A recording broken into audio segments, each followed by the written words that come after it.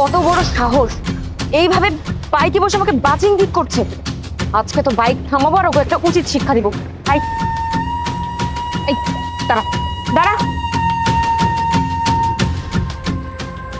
এই নাম নাম।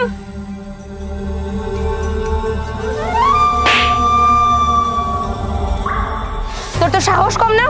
রাস্তাঘাটে এরকম ভাবে মেয়েদেরকে ওপেনলি ইফটিজিং করতেছিস? শোন, আজকে তোকে আমি কমের উপরে ছেড়ে দিলাম। আজকের পর থেকে ফার্দার যদি এরকম কোনো কিছু দেখেছি না, তোকে না শেষ করে ফেলবো আমি। এই চল।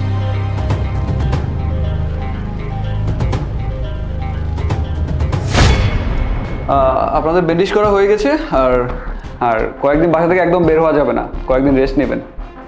ঠিক আছে, থ্যাংক ইউ ডক্টর।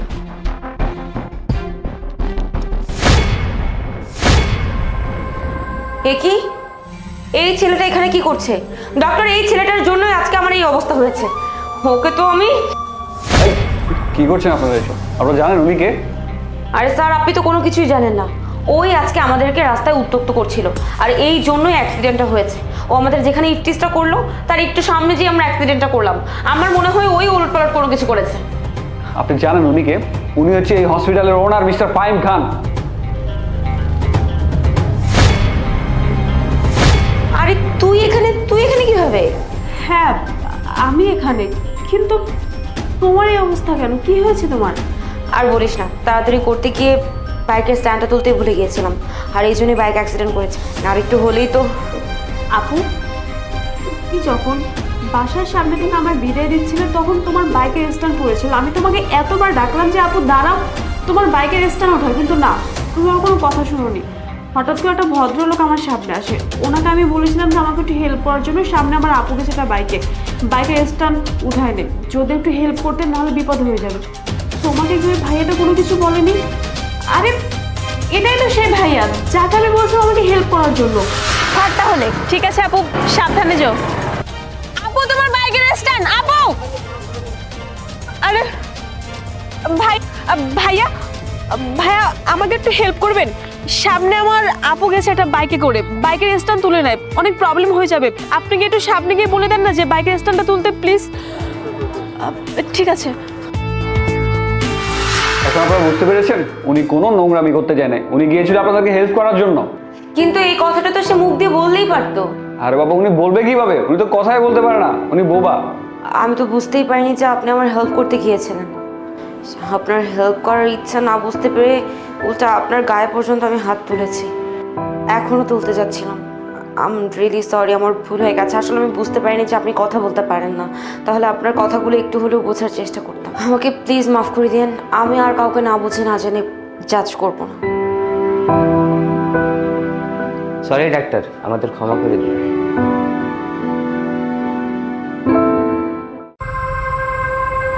আজকে থেকে তুমি আমার স্বামী আর আমি তোমার স্ত্রী।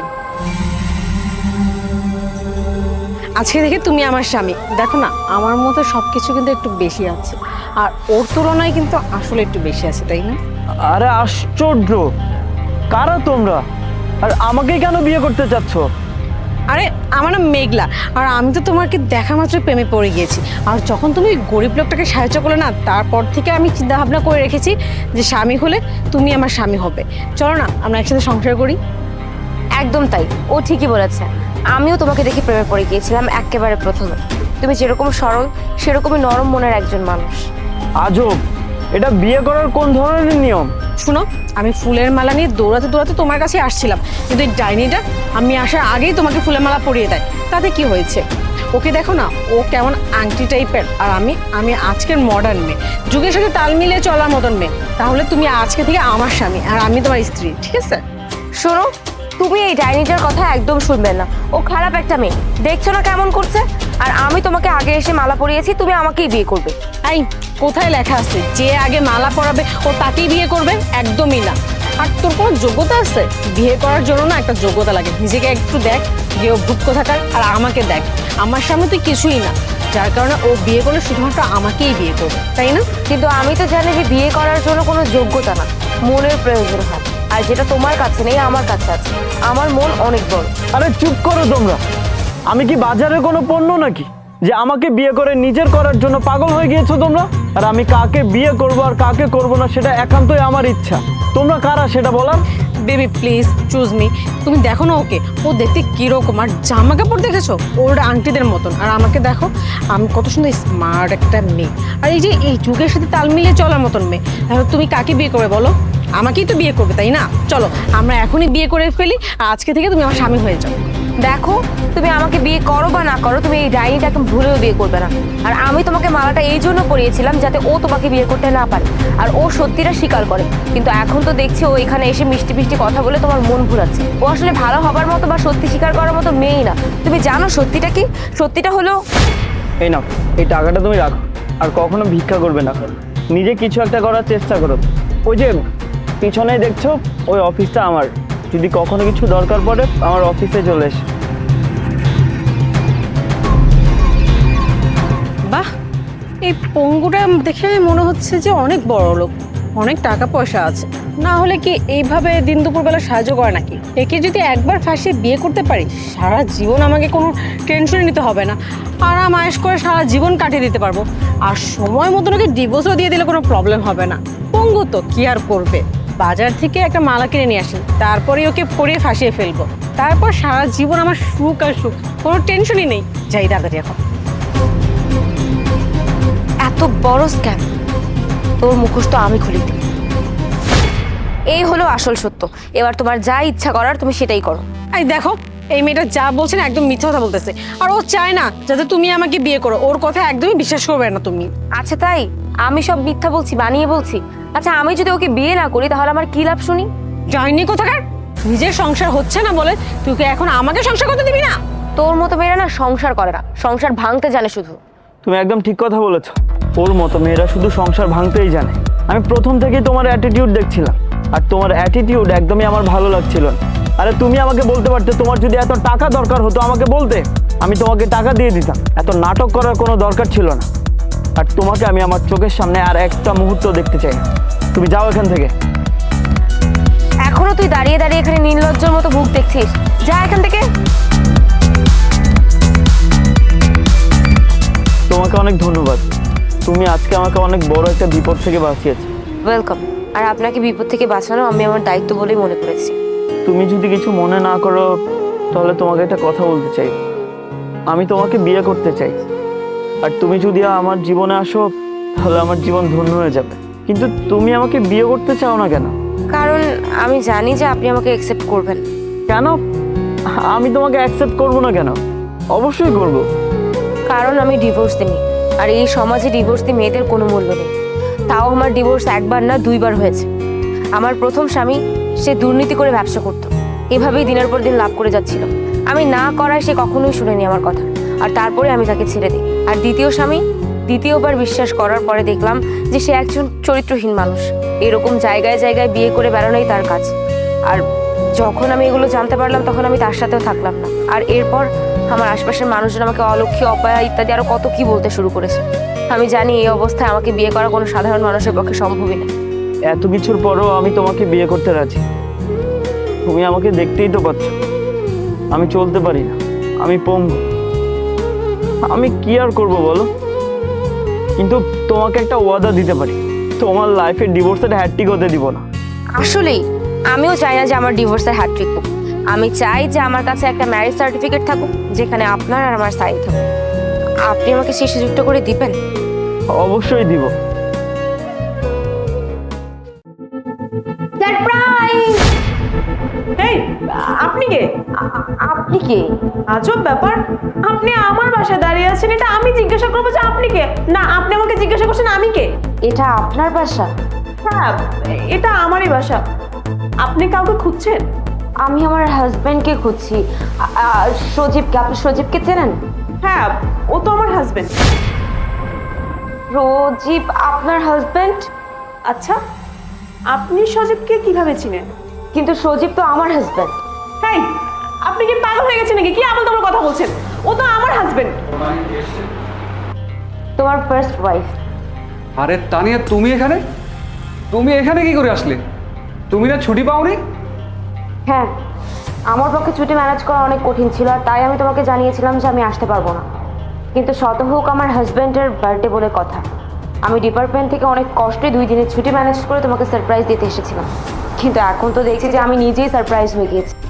আচ্ছা ঠিক আছে, আমি বুঝতে পেরেছি তুমি তো অনেক দূর থেকে এসছো, তুমি অনেক টায়ার্ড। আসো আমরা বসে কথা বলি। আর এই গিফটটা কি তুমি আমার জন্য এনেছো? হ্যাঁ, তোমার জন্যই নিয়ে এসেছিলাম, কিন্তু এখন আর সেটার কোনো প্রয়োজন নেই।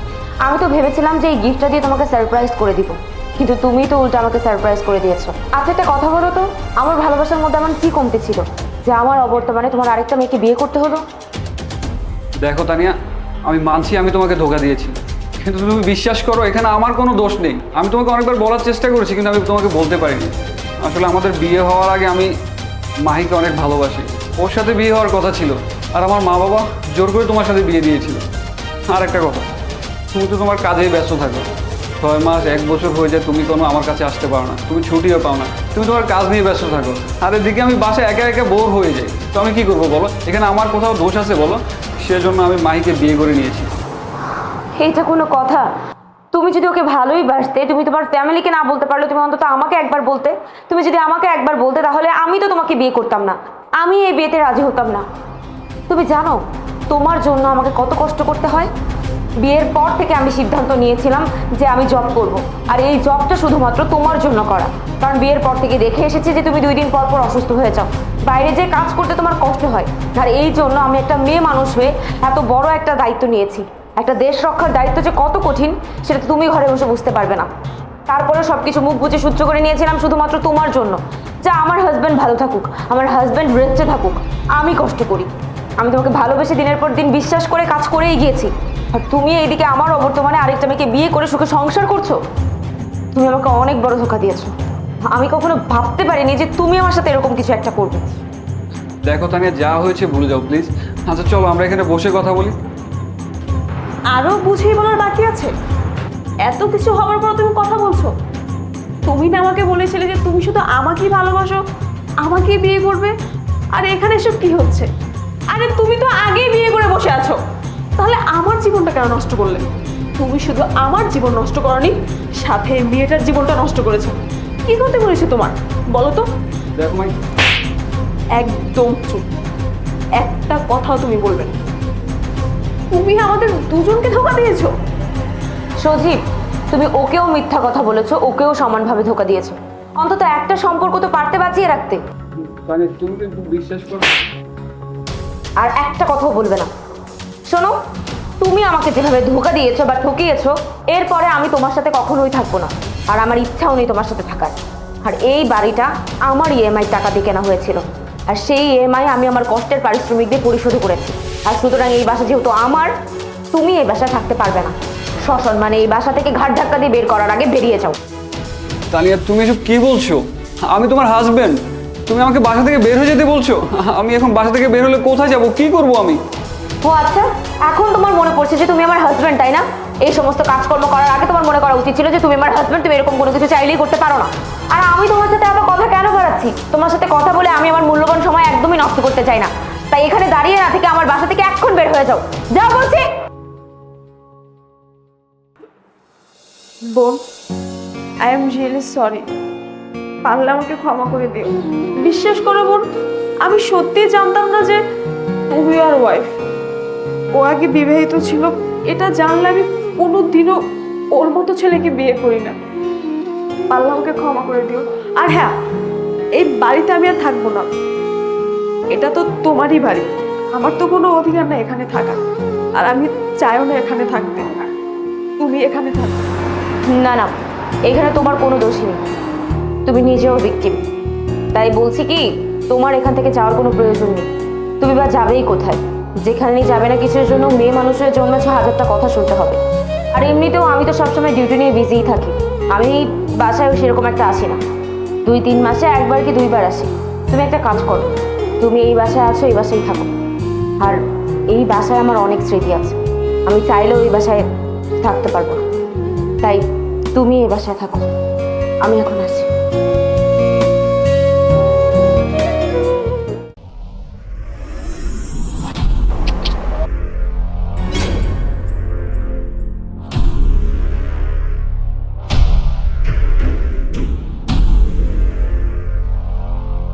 তুমি জানো কি হয়েছে? আমি 0 থেকে শুরু করেছিলাম, আর তারপর 15 দিনে 10 কেজি ওজন কমিয়েছি। তুমি এটা কি করে সম্ভব করলে? আরে প্রতিদিন ভোর 5টা বাজে 2 ঘন্টা 2 ঘন্টা করে হেঁটেছি, আর তারপরে গিয়েই না আমার ওজনটা কমলো। তা এখন তোমার ওজন কত? এখন আমার ওজন 55 কেজি। তা তুমি এখন আমাকে এসব কেন বলছো? কারণ তুমি আর্মিতে জব করছো, ওখানে তো তোমার খাবার দাবার কোনো কিছুরই অভাব নেই। তুমি যদি লোভে পড়ে যা খুশি তাই খেয়ে ফেলো, ওই আনহাইজেনিক ফুড খাওয়ার কারণে কিন্তু তোমার ওয়েট অনেক বেশি গেইন হতে পারে। কিভাবে নিজের ওয়েটটাকে কন্ট্রোল করবে এই জন্যই বললাম আর কি, ব্যাপারটা নোট করে রাখো।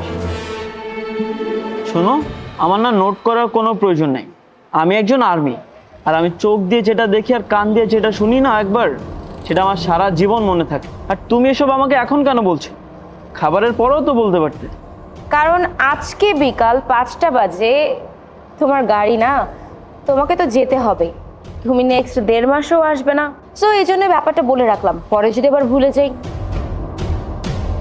আরে বাহ, এই ম্যাডাম তো আমাকে নাম্বারও দিয়ে দিল, আবার এটাও বলে দিল ওনার হাজব্যান্ড নাকি আর্মিতে জব করে, আর ও শুধু বছরে কয়েকবারই বাসায় আসে, আর আজ বিকালে নাকি ও চলেও যাবে। ও চলে যাওয়ার পর তো আমি এনজয় করব।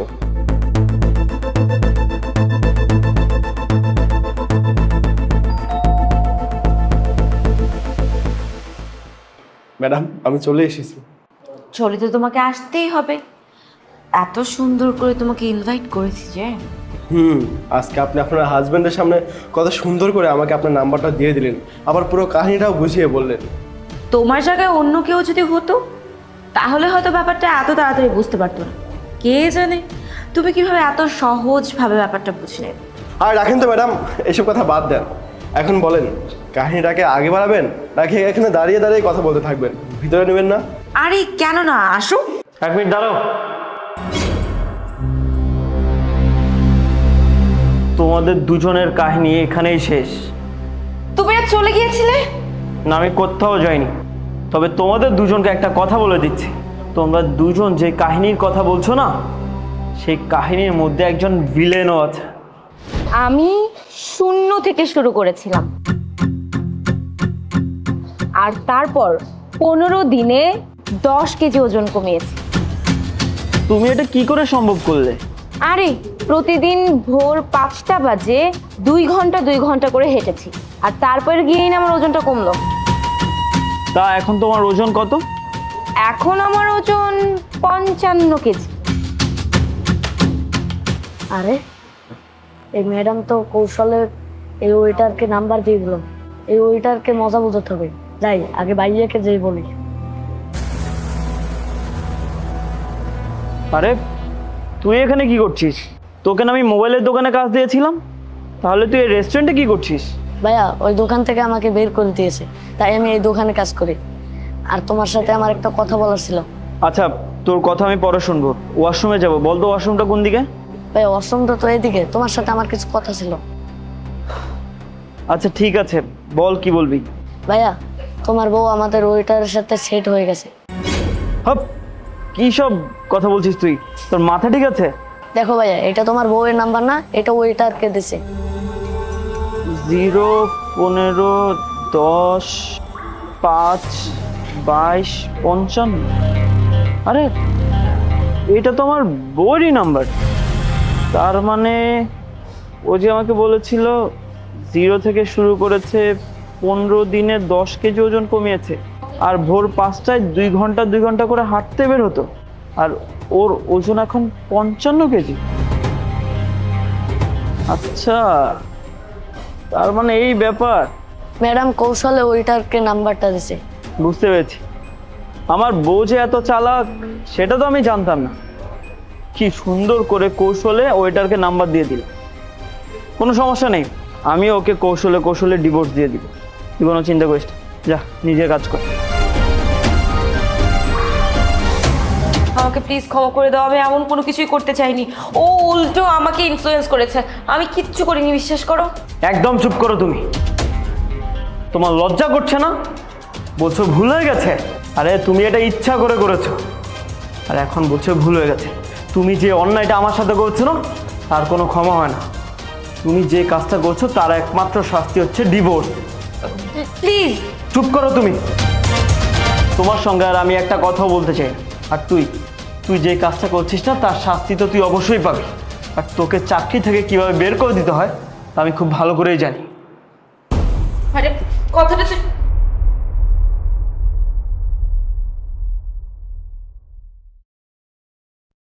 দেখো ভাই, তুমি কোনো চিন্তা করো না, তোমার ভাইয়ের চিকিৎসার সব দায়িত্ব এখন থেকে আমার।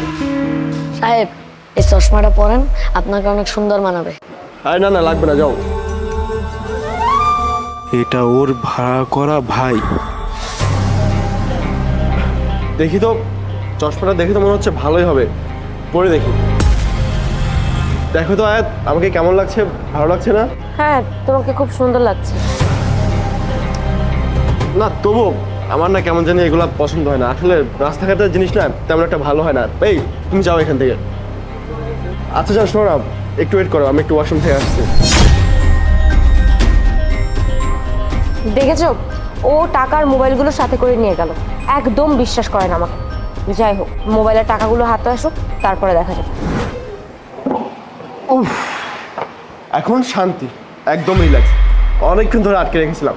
তা বলো, কি যেন বলবে? হাসান, আমি ভাবছি যে আমার ভাইয়ের চিকিৎসাটার ক্ষেত্রে আমি আর দেরি করব না। আর আজকে আমি গ্রামে চলে যাব। কালকে থেকে ওর ট্রিটমেন্ট শুরু করে দিব। আর তুমি যদি আজকে টাকাগুলো দিয়ে দাও তাহলে আমি আজকে রওনা করতে পারি আর কি। ও হ্যাঁ, এই জন্য তো দেখা করেছি, সমস্যা নেই। এই নাও তোমার টাকা। এক সেকেন্ড। Hello, what? কি বলছেন আপনি এসব? ইনকাম ট্যাক্সের রেট পড়েছে মানে কি? তাহলে আমার আর কিচ্ছু বাকি রইল না? আমার বাড়ি গাড়ি সব কিছু সিল করে দিয়েছে। আরে তাহলে তুমি তাড়াতাড়ি উকিলের সাথে কথা বলো, আমাকে বাঁচাও। আরে টাকা নিয়ে তুমি একদম চিন্তা করো না, আমি তোমাকে এখনই 1 লক্ষ টাকা পাঠিয়ে দিচ্ছি। কিন্তু তার আগে তুমি উকিলের সাথে কথা বলো, যত তাড়াতাড়ি সম্ভব আমাকে বাঁচাও। হ্যাঁ, আর হ্যাঁ শোনো, আমি একটা সেফ জায়গায় নিয়ে নিচ্ছি, তুমি কোনো চিন্তা করো না, আমি সেফ জায়গায় লুকাই থাকবো, পুলিশ আমাকে ধরতে পারবে না। এই শোনো না, একটা অনেক বড় প্রবলেম হয়ে গেছে। আমার বাসায় নাকি ইনকাম ট্যাক্সের রেট পড়েছে, আমার টাকা পয়সা বাড়ি গাড়ি সব কিছু নাকি সিল মেরে দিয়েছে।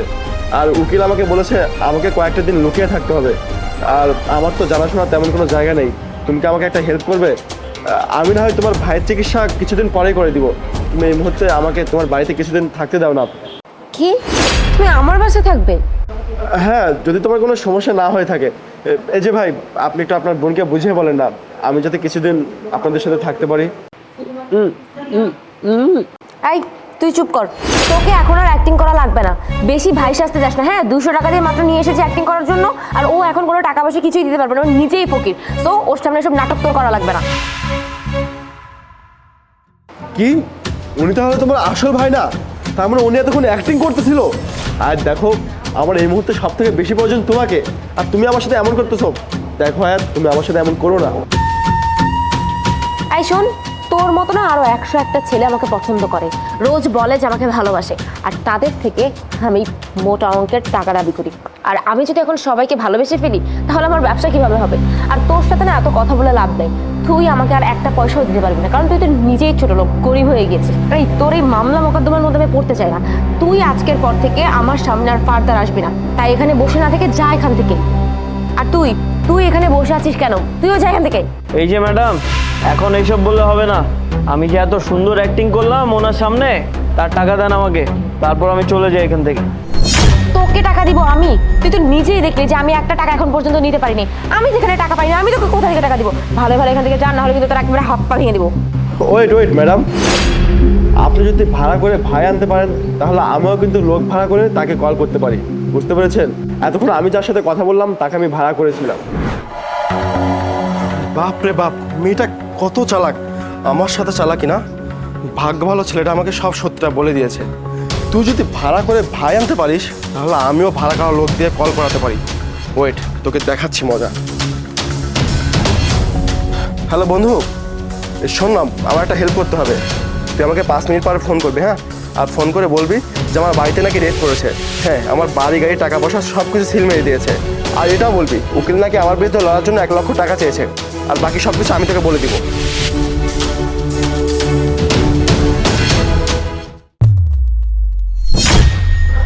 কি ম্যাডাম শকড হয়ে গেলেন নাকি? শুনুন, আপনাকে একটা কথা বলি, আপনি যদি আমার মতন 100টা ছেলের সাথে প্রতিদিন কথা বলেন, তাহলে আমিও কিন্তু আপনার মতন 50টা মেয়ের সাথে ডেইলি কথা বলি, বুঝতে পেরেছেন? আর এই যে আমার কাছকে এত বড় লোক দেখতে পাচ্ছেন না, এত বড় লোক শুধুমাত্র আমি হয়েছি আমার প্রচেষ্টা আর মানুষের ভালোবাসায়। আর হ্যাঁ, একটু আগে একটা ছেলে এসেছিল আমাকে চশমা দিতে, সেই ছেলেটা আর কেউ না, আমি ওই ছেলেটাকে একদিন 5,000 টাকা দিয়ে সহযোগিতা করেছিলাম, কিন্তু দেখেন আজকে সেই 5,000 টাকা সহযোগিতার কারণে আমার 1 লক্ষ টাকা বাঁচিয়ে দিল। এই জন্যই বলি সবসময় সৎ কাজ করুন, অসৎ কাজ নয়। তাই এখনো বসে আছেন কেন? বের হয়ে যান, যান বলছি। সাহেব, ম্যাডাম না ভুল করছে, কিন্তু আমি তো কোনো ভুল করি নাই। আর আপনি বড় লোক মানুষ, আমি না গরিব মানুষ স্যার। স্যার আপনি না আমার কিছু সাহায্য করেন স্যার। এই যে দেখেন এখানে না ব্যান্ডেজ করা, এখানে সত্যি সত্যি আমার আঘাত লাগছে, ব্যথা পাইছি স্যার। এখানে মিথ্যা কিছু নাই। আপনি তো ওই যে একটা পোলারে কিছুক্ষণ আগে একটা পোলারে বাচ্চা পোলারে 5,000 টাকা এমনি দিয়ে দিতেন, আমারে 10,000 টাকা দেন না স্যার। আমি আপনার লাগা আল্লাহর কাছে দোয়া করুন স্যার, দেন না। হেই, চুপ থাক। তো লজ্জা করছেন আমার টাকা চাইতে? তুইও ওর মতন সমান পাবি, বের হয়ে যা। দেন না স্যার। যা বলছি।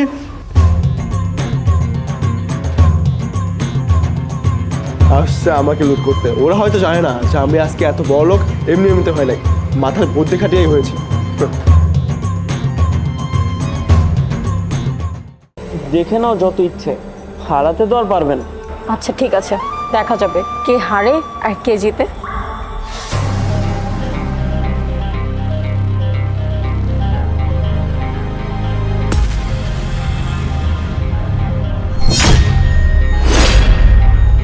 কি ব্যাপার, হেরে গেল তো? আরে আমি তো জোরই দেইনি ম্যাডাম, চলেন আরেকবার খেলি। হ্যাঁ হয়েছে, এখন এইসব বাহানা দেওয়ার কোনো প্রয়োজন নেই। তোর কত গায়ে জোর সেটা আমরা বুঝে গিয়েছি, এখন সব।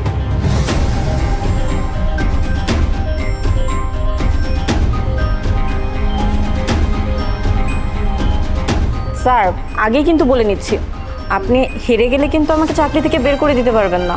আরে না, তবে আমাকে আগে হারিয়ে তো দেখাও, পরে দেখা যাবে তোমার সাথে কি হবে না হবে। চলো। আচ্ছা ঠিক আছে।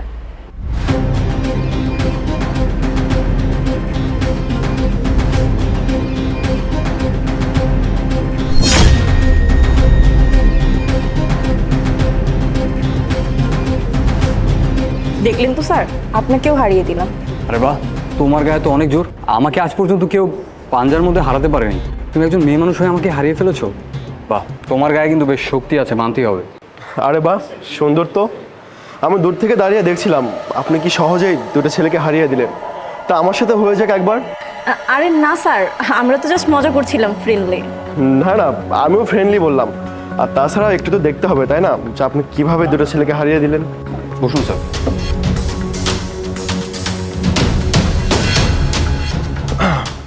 রেডি? তবে হ্যাঁ, আমি কিন্তু আগে থেকে একটা ব্যাপার সাবধান করে দিচ্ছি, আমাকে কিন্তু আজ পর্যন্ত কেউ এই খেলায় হারাতে পারেনি। সো রেডি তো আপনি? স্যার আমিও বলে দিচ্ছি, আমার সাথে খেলে না আজ পর্যন্ত কেউ জিততে পারেনি।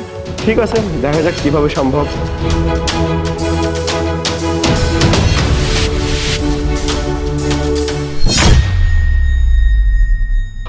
আরে এটা কিভাবে সম্ভব? আপনি একটা মেয়ে হয়ে আমাকে হারিয়ে দিলেন, মানে আমাকে আজ পর্যন্ত কেউ হারাতে পারেনি, সেখানে আপনি একটা মেয়ে হয়ে, এটা কিভাবে সম্ভব? স্যার আপনি টেনশন করবেন না, আমি তো জাতীয় পর্যায়ে চ্যাম্পিয়ন হয়েছি, এই জন্য আমি সবাইকে হারিয়ে দিতে পারি। হোয়াট? আপনি জাতীয় পর্যায়ে খেলেছেন? জি স্যার। তাহলে তো আপনি অনেক শক্তিশালী, আর আপনি যদি এটা প্র্যাকটিস করেন তাহলে আপনি আরো অনেক বড় পর্যায়ে খেলতে পারবেন। আমি না বুঝতে পারছি না এখন কি করব।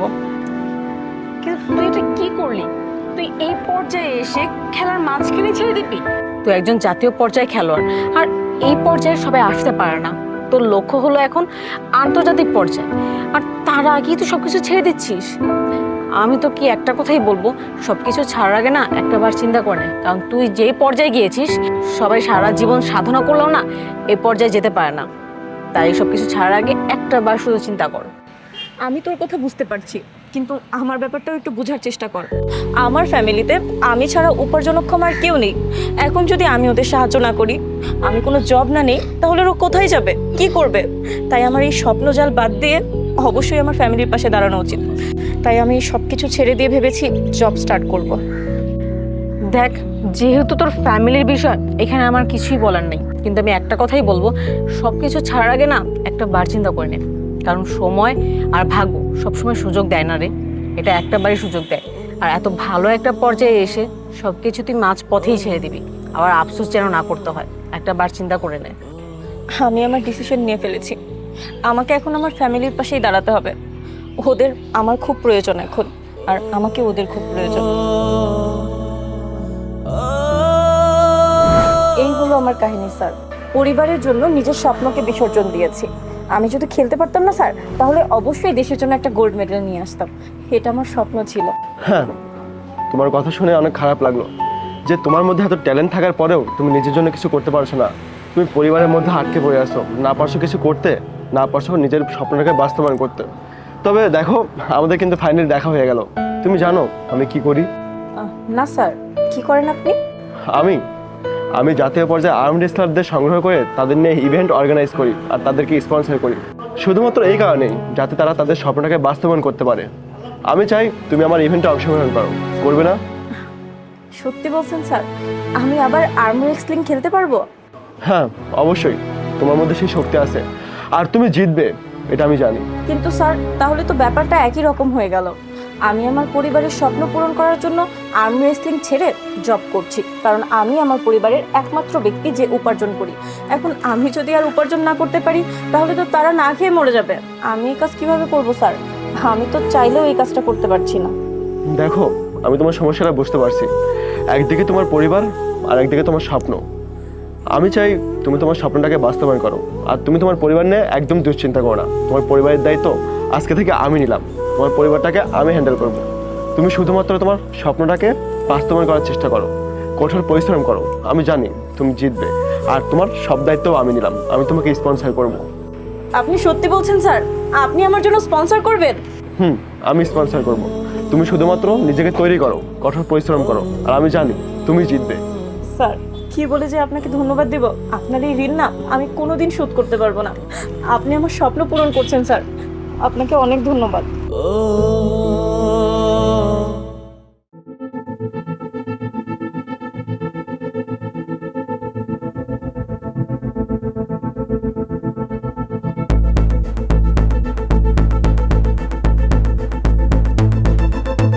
জি স্যার, বলুন কি দিব আপনাকে? ভাইজান, আমাকে একটা রুটি দেবেন, এই 20 টাকা। ঠিক আছে।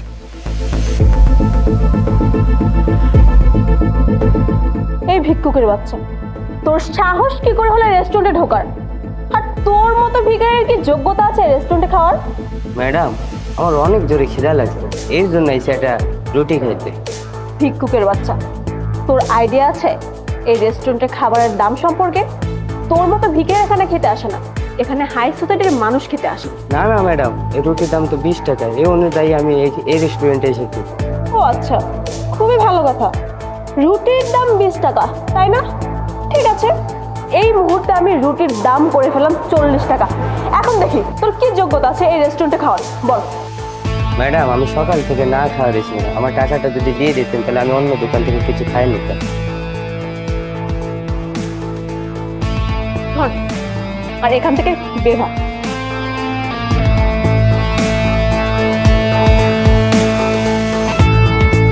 ম্যাডাম, এটা কি করলেন আপনি? ও তো রুটির জন্য টাকা দিচ্ছিল, তারপর আপনি কেন ওর সাথে এরকম আচরণ করলেন? টাকা দিয়েছে তো কি হয়েছে? আর তোমার কি আজকাল চোখে অনেক সমস্যা হয়েছে বেশি? তুমি আর গেট আপ দেখোনি, ও কি সব ড্রেস আপ পরেছিল? আর ওর কি যোগ্যতা আছে আমাদের রেস্টুরেন্টে খাওয়ার? ওর জন্য না বাকি কাস্টমার অনেক প্রবলেম হয়ে যাবে, বুঝতে পারছো? আর তোমার না কমন সেন্স থাকা দরকার। এরপর থেকে না কখনো এইরকম লোক রেস্টুরেন্টে কখনো ঢুকতে দিও না, দয়া করে। তোমারও চাকরি যাবে, আমারও চাকরি যাবে। কাজ করো। জি ম্যাডাম। কিন্তু ম্যাডাম, এই, কোনো কিন্তু না, আমি যেভাবে বললাম সেভাবে কাজ করবে। আমার কথার বাইরে একটা কাজও করবে না, এটা তোমার লাস্ট ওয়ার্নিং। সরি ম্যাডাম, এরপর থেকে এরকম মিস্টেক আর রিপিট করবো না আমি। ঠিক আছে।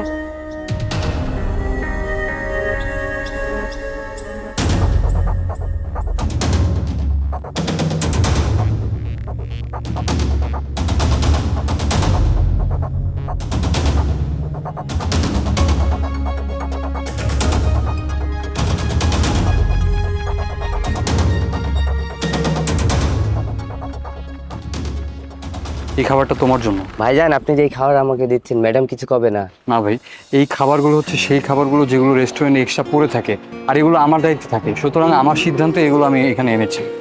খাও তুমি। হ্যাঁ কেন? ধন্যবাদ। ঠিক আছে, খাও, খেয়ে বাঁচো। Hello, excuse me. Yes sir. আপনার ভিডিওটা দেখলাম। ভিডিও? কোন video sir? Excuse me sir, I mean কোন ভিডিওর কথা বলছেন? যে এই ভিডিওটা।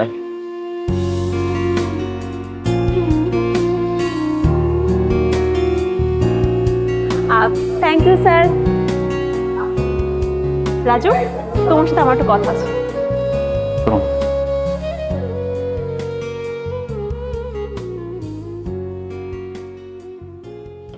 Yes madam. তো মিস্টার রাজু, কই আপনি তো আমাকে বললেন না যে পুরো রেস্টুরেন্ট আপনি কিনে নিয়েছেন, রেস্টুরেন্টের দায়িত্ব আপনার কাছে, দেখাশোনা আপনি করছেন? আমি তো কোনো কিছুই জানি না। আচ্ছা একটা কথা বলুন তো, রেস্টুরেন্ট কি আপনার বাপের নাকি? দেখুন ম্যাডাম, আপনি মনে হয় আমাকে ভুল বুঝছেন। আসলে আমি রেস্টুরেন্টে যে খাবারগুলো এক্সট্রা থাকতো, মানে অর্ডার করার পর যেগুলো এক্সট্রা থাকতো, আমি সেগুলোই দান করেছি। আরে বাবা, এক্সট্রা খাবার হোক আর যাই হোক, তাতে আমার কিচ্ছু যায় আসে না। আমি আপনাকে অনেকবার বারণ করেছি যে এসব গরিবদের কোনো খাবার আপনি দিবেন না, কিন্তু না, আপনি তো নাছোড় বান্দা, আমার কোনো কথাই শুনবেন না। আপনি কার কাছ থেকে অনুমতি নিয়েছেন? ঠিক আছে, যা করার আপনি তো করেই ফেলেছেন, এখন বাকিটা আমি করব। এই রেস্টুরেন্টে আপনাকে অ্যালাউ করা যাচ্ছে না, এখন আপনি এখান থেকে বের হন, বের হন বলছি। ম্যাডাম প্লিজ, ম্যাডাম আমার সাথে প্লিজ এরকম করেন না, আমি খুব বিপদে পড়ে যাবো তুই জবটা আমার চলে যায়। ম্যাডাম প্লিজ অ্যাটলিস্ট জব থেকে আমাকে বের করুন না প্লিজ। আই ডোন্ট কেয়ার, তাতে আমার কিচ্ছু যায় আসে না। আপনাকে আমি লাস্ট ওয়ার্নিং দিয়েছিলাম, কিন্তু না, আপনি আমার কোনো কথা শোনেননি। সো এই রেস্টুরেন্টে আমি আপনাকে কোনোভাবেই রাখবো না, এক্ষুনি বের হন, আমার সামনে থেকে চলে যান।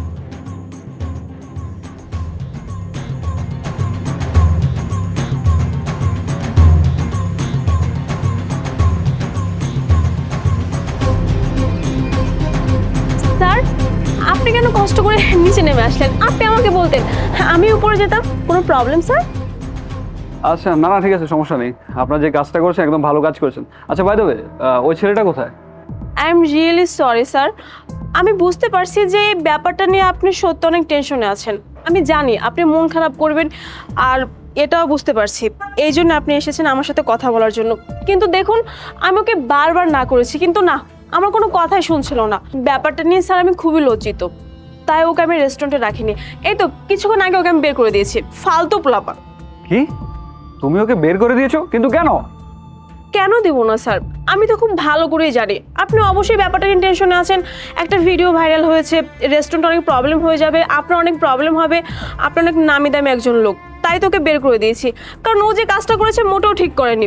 I am really sorry sir, আমি সত্যি অনেক লজ্জিত। কি, তুমি ওই ছেলেকে বের করে দিয়েছো? এই তোমার কি মাথা খারাপ হয়ে গিয়েছে? তুমি জানো কালকে এই ভিডিওটা ভাইরাল হওয়ার পর থেকে আমাদের রেস্টুরেন্টে যে অনলাইন অর্ডার বেড়ে গিয়েছে, আর তুমি কিনা সেই ছেলেটাকেই বের করে দিয়েছো? আমি তো ভেবেছিলাম যে এই আইডিয়াটা তোমার ছিল, কিন্তু না, এটা তো পুরাই ভুল ধারণা আমার। দেখো, আমি এত কিছু বুঝতে চাই না, তুমি এখনই এই ছেলেটাকে নিয়ে আসবা। যে কোথায় থেকে নিয়ে আসবে এত কিছু আমি জানি না, আমার ওই ছেলেটাকে চাই এখনই। জি স্যার, আমি দেখছি।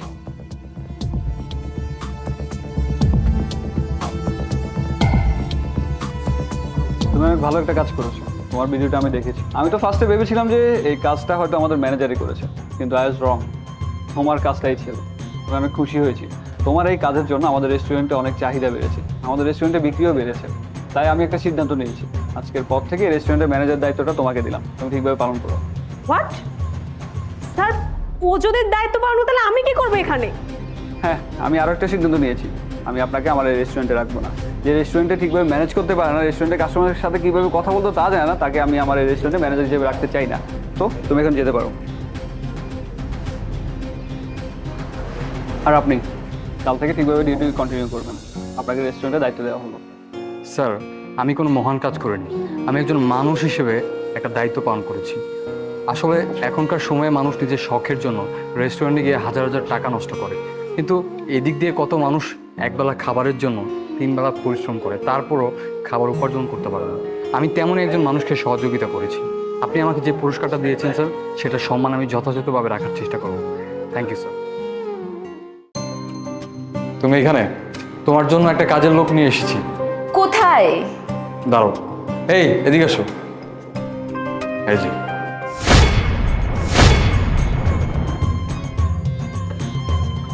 আসো, এসে বসো। এই, তুই কোন সাহসে সোফার মধ্যে বসার চেষ্টা করছিস? হ্যাঁ, বসুক না।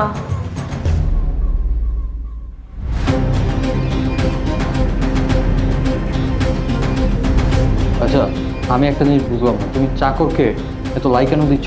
ও প্রথম দিন হলো বাসে এসেছে, তার মধ্যে তুমি ওকে সোফার মধ্যে বসার জন্য সাহস করে দিও। এই, তুই আমার মুখের দিকে তাকিয়ে দাঁড়িয়ে আছিস কেন? তোকে বললাম না নিচে বসার জন্য, নিচে বস। বস। শোনো, এই মেয়েটা না সব ধরনের কাজ জানে। আমি চিন্তা করেছি তোমার তো বাসায় অনেক কাজ করা লাগে, তাই একটা হেল্পিং হ্যান্ড হিসেবে ও থাকলে তোমার জন্য ভালোই হবে ব্যাপারটা। আর সবচেয়ে বড় কথা হচ্ছে কি জানো, ও সব ধরনের কাজ খুব ভালোভাবেই পারে, সুতরাং তোমার বেশি একটা কাজের প্রেশার হবে না। শোন, এখন আমাদের দুজনের জন্য 2 কাপ চা বানিয়ে নিয়ে যা। জি স্যার। সাহেব, রান্নাঘরটা কোন দিকে? রান্নাঘরটা ডান দিকে, আর রান্নাঘরে সব কিছু রাখা আছে। ফ্রিজের মধ্যে আদাও রাখা আছে। তারপরেও যদি কোনো কিছুর প্রয়োজন হয় আমাকে ডাকতে পারো। ঠিক আছে, চা বানাই নিয়ে আসি। তুমি ওকে কোথায় পেয়েছো? আরে বলো না, আমার একটা অফিসের কলিগ আছে, ওনার বাসাতেই পেয়েছি, মানে ওনার বাসাতে কাজ করতো, তো সেখান থেকে ইনফরমেশন পেয়েছি মেয়েটাকে বাসায় আনার জন্য। মানে হয়েছে কি, আমাদের এখানে একটা বস্তি আছে বুঝছো, ও বস্তির মধ্যেই মেয়েটা থাকে। হয়েছে কি, মেয়েটার হাজব্যান্ড মেয়েটাকে রাখতে চায় না, মানে অপছন্দ করে। আর শাশুড়িও নাকি ওকে নানানভাবে অপবাদ দেয়, অত্যাচার করে। এর জন্যই আর কি মানুষের বাসায় টুকটাক কাজ করে। আমিও চিন্তা করলাম যেহেতু তোমার অনেক কাজের প্রেশার হয়, সেই ক্ষেত্রে তোমারও একটু হেল্প হলো, আরও 2-4 টাকা ইনকাম করবো, এর জন্যই নিয়ে এসেছি। উফ, তুমি না অযথাই টেনশন করছো। মেয়েটাকে দেখে তো ভদ্রই মনে হচ্ছে।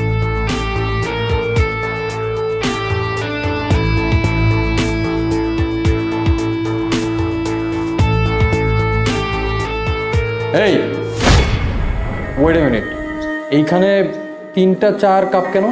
তুই নিজের জন্য চা বানিয়েছিস? তোর সাহস কত বড়? হ্যাঁ, তুই কাকে জিজ্ঞেস করে নিজের জন্য চা বানিয়েছিস? তোর সাহস কত বড়? তুই আমাদের সাথে একসাথে একই কাপের মধ্যে চা খাওয়ার চেষ্টা করছিস?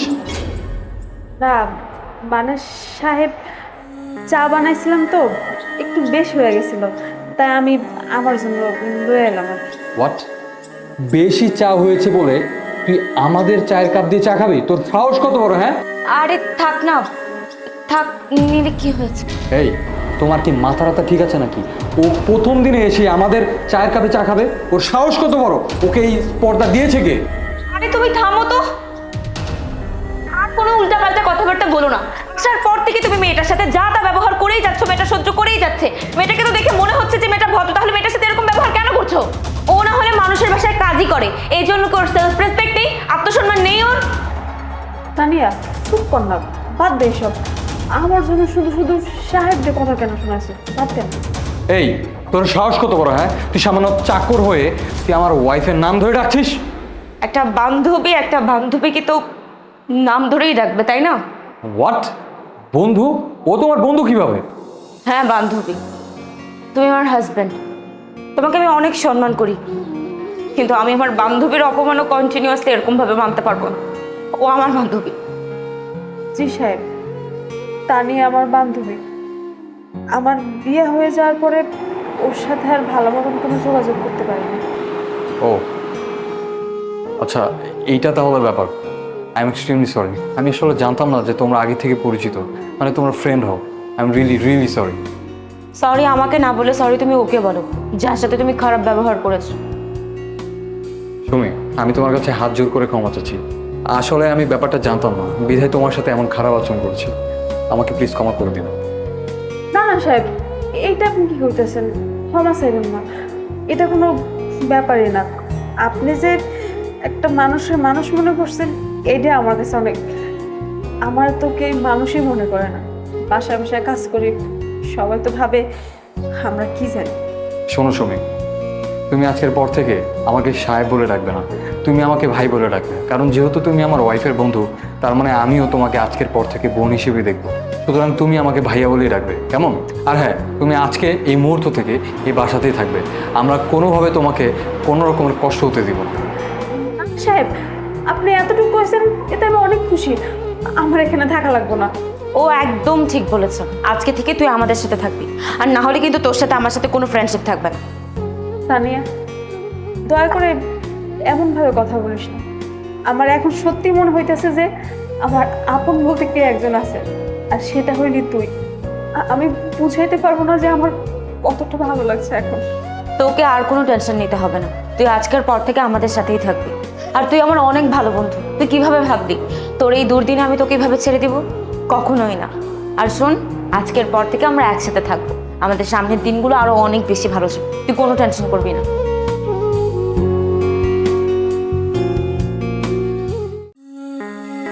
বাবা দোকানে যেয়ে কিন্তু আমাকে চিপ কিনে দেবা। ঠিক আছে বাবা, ওই যে সামনের দোকান থেকে তোকে চিপস কিনে দিচ্ছি, চল। দাদা শোন বাবা, তোর এখন চিপস খেতে হবে না, তোকে আমি পরে কিনে দেবো। কেন আব্বু আমাকে চিপ কিনে দিবা না? আর বাবা দিব, তাই তো। এই দাঁড়া, আরে এই যে ভাই দাঁড়া। আরে ভাই, আপনি এখানে? ফোন ধরা তো অফ করে দিচ্ছ, এখন কি মুখ লুকানো শুরু করছো? না না ভাই, এমন কোনো বিষয় না, আসলে একটু চাপের মধ্যে আছি তো, এই জন্য আপনার টাকাটা দেওয়া হয়নি। কেমন বিষয়? আর আমার টাকা কবে দিবা? দিয়ে দেবো ভাই, 2-3 দিনের মধ্যেই। শুধু দেখা হইলে 2-3 দিন 2-3 দিন, এই 2-3 দিন আর কতদিন শুনবো? হ্যাঁ দেখো, 3000 টাকার জন্য আমি বারবার তোমার কাছে আসতে পারবো না। 3 দিন সময় দিতেছি তোমারে, আমার বাসায় যা টাকা দিয়ে আসবা। ঠিক আছে।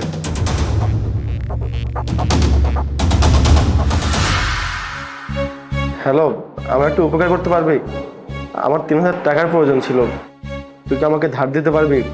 বিশেষ কর, আমি বেতন পেলেই তোকে দিয়ে দেবো, আমার এখনো বেতন পাইনি।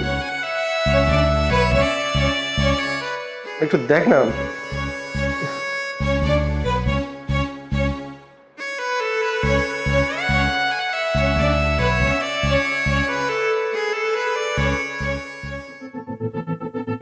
আঙ্কেল আঙ্কেল, আপনি আমার বাবার কাছে টাকা পান না? হ্যাঁ পাই। এই নিন টাকা, এরপর থেকে আমার বাবাকে আর কিছু বলবেন না। আমি কেন কিছু বলতে যাব? আমার টাকা দরকার ছিল, টাকা পেয়েছি, যা।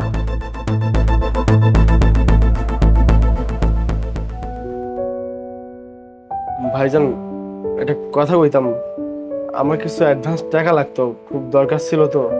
না, আপনার এই বারবার অ্যাডভান্স টাকা দেওয়া যাবে না, কাজ করলে পারে, না করলে চলে যান। না না ভাইজান, এমন করেন না, আসলে খুব বিপদে পড়ে আইছি, আমার টাকাগুলো দেন, আমার খুব উপকার হইব। এগুলো নেন, আর দিতে পারবেন, এগুলো নিয়ে চলে যান। ধন্যবাদ ভাইজান, আসি।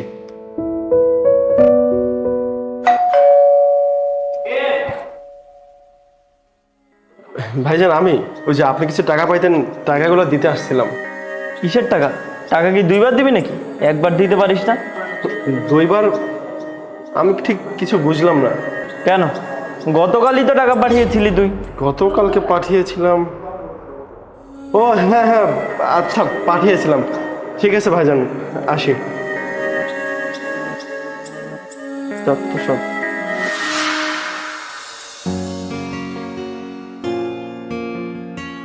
কই থেকে টাকা চুরি করেছিস? আমি ওই লোকটাকে টাকা দিতে গিয়েছিলাম, সে বললো তুই নাকি তার আগেই টাকাটা দিয়ে দিয়েছিস। আর তুই এতগুলো টাকা কোথায় পেয়েছিস? অবশ্যই চুরি করেছিস, এখন সত্যি সত্যি বল টাকাগুলো কই পেয়েছিস? না বাবা, আমি চুরি করিনি। তাহলে? বাবা, আঙ্কেল তোমাকে ছোট করছিল, তাই আমার সহ্য হয়নি। রিপন ভাই, কই আপনি? আপনার এই তো একটু দরকার ছিল আমার। কোথায় আছেন? বাসায়? একটু আসতে পারবেন দিয়া বাড়িতে? খুব দরকার ছিল আমার। ভাইয়া, সাইকেলটা কিনবেন? না রে ভাই, সাইকেল নিতে যাবো কিসের জন্য? কোথায় থেকে চুরি মুড়ি করে আনছিস, পরে ফাঁসবো নাকি আমি? ভাইয়া, আমার পরিবারের অনেক সমস্যা, আপনার সাইকেলটা কিনলে আমার অনেক উপকার হইবে। আর এই সাইকেলটা আমি চুরি করে আনিনি, এটা আমারই সাইকেল।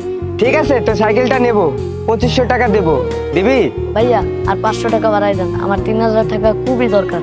আচ্ছা ঠিক আছে, তুই সাইকেলটা দে। তাই বলে সাইকেল কেন বিক্রি করতে হলো তোর? না না বাবা, আমার সাইকেল দরকার নাই, আর আমার সাইকেলেরও বেশি প্রয়োজন ছিল না। যদিও আমি টাকাটা ম্যানেজ করে ফেলেছিলাম, বড় ভাইয়ের থেকে টাকা অ্যাডভান্স নিয়েছি, যেহেতু আমার কাছে সেই টাকাগুলো রয়ে গেছে, একটা কাজ করি, তুই যেখানে সাইকেলটা বিক্রি করেছিস ওনার কাছে টাকাগুলো দিয়ে তোর সাইকেলটা ফিরিয়ে নিবি। যেহেতু টাকা চলে আসছে, তাহলে ওটা তোমার কাছেই রাখো, আর যদি সমস্যার সমাধান হয় তাহলে আমাকে সাইকেল কিনে দিও। তুই অনেক বড় হয়ে গেছিস না?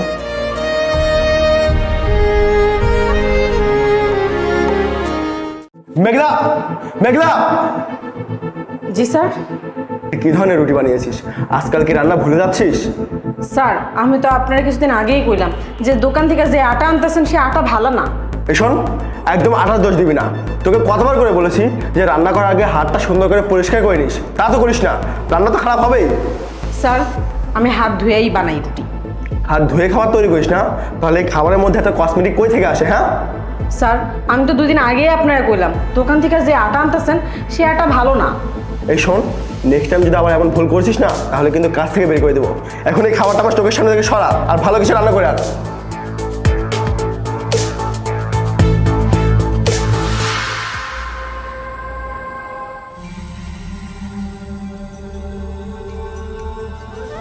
এই, কি করছিস? কি করছিস এখানে? ক্যান্সার? ক্যান্সার মানে তুই এখনো বুঝতে পারছিস না? আর তোকে কতবার করে বলেছি তুই আমাদের প্লেটে খাবি না, এই প্লেটে আমি খাবার খাই। আর তুই কি না, তোর মধ্যে সামনে একটা চাকরা নেই, এবারে কাজ করিস, তুই সেই প্লেটে খাচ্ছিস। আর হবে না স্যার। এভাবে দাঁড়িয়ে আছিস কেন? দাঁড়িয়ে কি দেখছিস? যা এখান থেকে।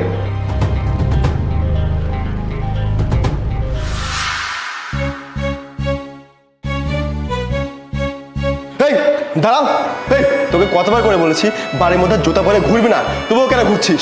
তোকে বলছি না যে এগুলো করবি না? স্যার পরিষ্কার তো আমারই করতে হয়। আবার মুখে মুখে তর্ক করছিস, যা জুতা খুলে আয়। ফকিন্নির বাচ্চা। এই দাঁড়া, দাঁড়া। এই কই যাচ্ছিস তুই? স্যার আমি কাজ করতে এসেছি। কি তুই কাজ করবি? জি স্যার, আমার মার শরীর অনেক অসুস্থ, তাই আমি আইছি কাজ করতে। এই হাড়ে পাতের ধোয়া, ঝাড়ু দেওয়া, আরো অনেক কষ্টের কাজ আছে, তুই এগুলো করতে পারবি? স্যার পারবো। আমার মার যখন শরীর খারাপ হয় তখন তো আমিই করি। আচ্ছা শোন, তোর কাজ করতে হবে না, তুই বাসা যা।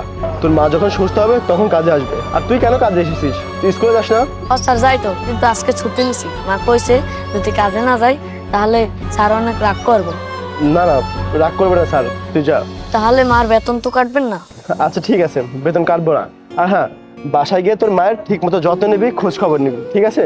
এখন বাসায় যা। যখন আমি অন্য বাসায় কাজ করতে যাইতাম তখন আমার খাওয়ার টাইম হইলে আমার এই অন্য প্লেটে খাইতে দিত মাটিতে বসাইয়া। তাদের বাচ্চাগো থেকে দূরে থাকতে বলতো, আর বলতো যদি আমার সাথে থাকে তাহলে আমার মতো তারাও নাকি হয়ে যাবে। কিন্তু আপনি অনেক ভালো, ধন্যবাদ স্যার।